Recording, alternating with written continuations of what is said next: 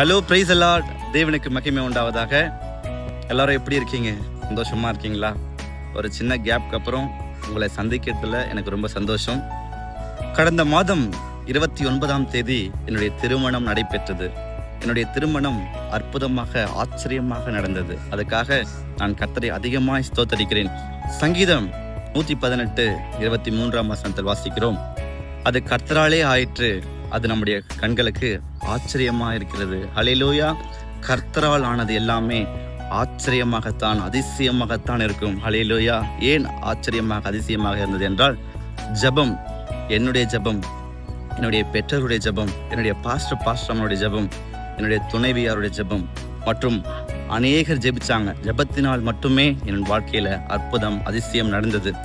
ஏன் அவர் எனக்கு மட்டும்தான் தேவனா? உலகத்தில் எத்தனையோ கோடி மக்கள் இருக்கிறாங்க. ஆண்டவரை பத்தி அறியாதவங்க, இயேசு என்றால் யாருன்னே தெரியாதவங்க இருக்கிறாங்க. அவங்களுக்கும் அவர் தான் தேவனா இருக்கிறார். ஹல்லேலூயா. நாம் பண்ண வேண்டியது ஒன்றே ஒன்று, அவரை விசுவாசிக்க வேண்டும், அவரை நம்ப வேண்டும். அப்போது நம் வாழ்க்கையில அற்புதம், அதிசயம், சந்தோஷம், சமாதானம் எல்லாமே நம் வாழ்க்கையில கிடைக்கும். அவரை இயேசு என்று ஒருத்தர் இருக்கிறார். அவரை நம்புங்க, அவரை விசுவாசிங்க. ஹல்லேலூயா.